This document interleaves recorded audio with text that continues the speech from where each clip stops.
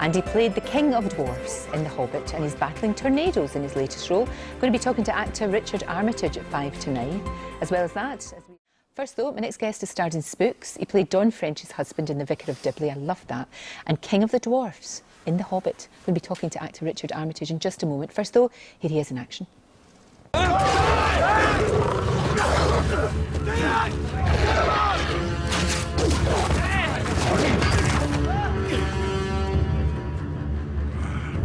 Work, Scout! Which means an orc pack is not far behind. Orc pack? Who did you tell about your quest beyond your kin? No one. Who did you tell? No one, I swear. What in Dory's name is going on? You are being hunted. Richard Armitage is here now. I loved The Hobbit.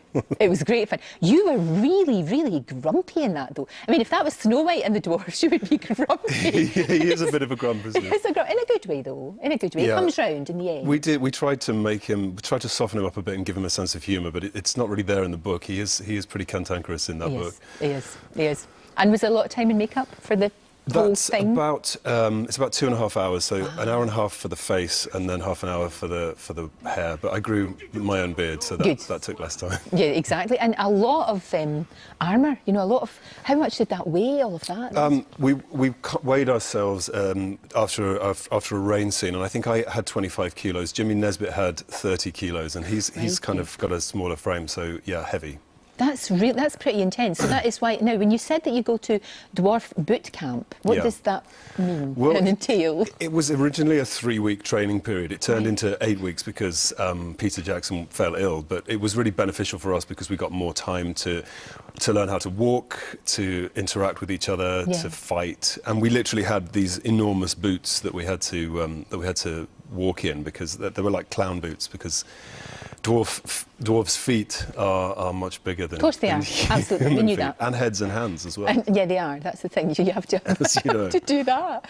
And so I guess that was a great time for you all to bond as well, you know, because as a unit, you know, all of the dwarves together. Yeah, and we did a lot of improvisation, which was like, we'd go out into the field and behave like a military group, where we sort of found our hierarchy, which was really useful. Oh, that's really good. It's like I said, it's a fantastic movie. You must have spent a long time in New Zealand, which is no hardship. Yeah, we were there for 18 months in total, and we go back this year for another 10 weeks of shooting, which I'm really looking forward to. Oh, that would be brilliant, because of course it was supposed to be 2 movies, wasn't it? Yes. But you had so much material. Yeah. That it's going to be 3. Yes, it is, and I think it's because, you know, because of the format that he's shooting it in, the high frame rate and the 3D, he didn't want to put it onto an extended DVD, so he wanted everyone to go see it in the cinema, which is great. And all of the characters that come into the second film, like Beorn and the Elf King, it's so exciting. Oh, it's brilliant. It really is. And New Zealand, I'll tell you what, that movie, the whole, you know, The Hobbit and, of course, Lord of the Rings beforehand, you just want to go to New Zealand. I'm desperate to go to New Zealand. I've never been, and it looks so beautiful. Yeah, it was interesting seeing the film as well, because trying to work out what was real and what was computer generated. In that clip that you showed, we did shoot that on location, but we did a pickup in the studio against the green screen, and you can't tell which is which, I think, in that. It's really clever. It must be odd, though, when you're kind of acting and there's all these animals and beasties and things going on, and they're not really there in real true life, and they'll be added at afterwards. Yeah, that wolf was sort of a big stuffed green toy. So did you not get the giggles? You start hammering away at a beanbag, and it's hard not to laugh. And that is no beanbag. That was a scary thing. Yeah. Oh, it's brilliant. Really good fun. And next, you're going to be doing something about tornadoes. Or have you done it, or what's happening? Yeah, we shot that last year, and I've done some extra footage in the beginning of this year. It's a tornado movie called Black Sky. Right. So it's more action. It's an action-based piece, but we did a lot of wire work on location and dropping cars from buildings. So it was pretty dangerous stuff. It's good though. It's completely different from what you were doing. Completely different, which is what you want to do. And I get to be myself and not 5'2".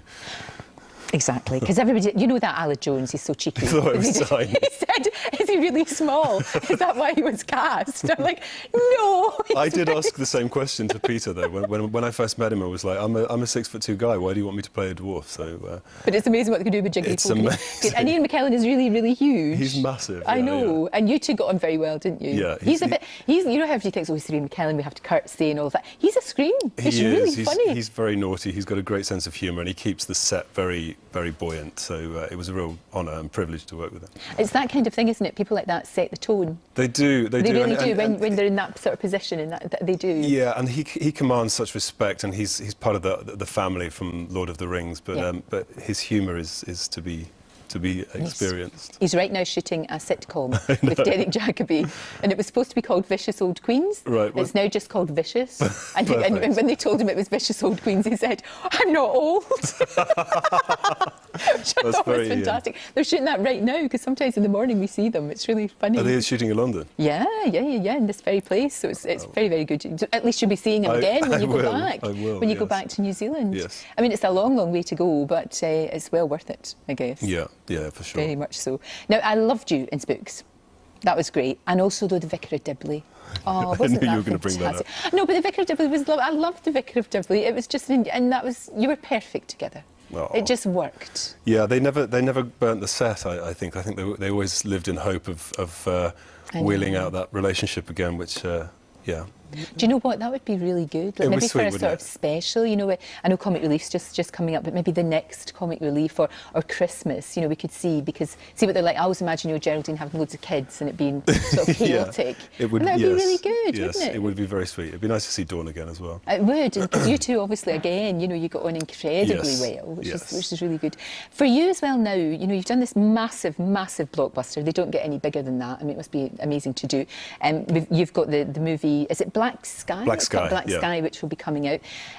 Any sort of hankering to do, maybe go back on stage or do something completely different? Yeah, I mean, it's I've spent a lot of time doing TV here, so the desire to get on stage is strong with me, and some classical theatre would be nice to go back to. So I don't know, maybe some Chekhov or something. Fingers crossed. I'll tell you what, when they knew you were coming in, Twitter went crazy. Oh, really? Absolutely crazy, and they really did. So you've obviously got a massive fan base out there, which is really good. And they all just wanted, there's people actually not going to their work this morning. Because they're twittering. Because you're on. Because you're on. It's so lovely to see you. Thank you. You too, thank you for having me. And come back and see us when Black Sky is out. I will. And enjoy New Zealand. My goodness me.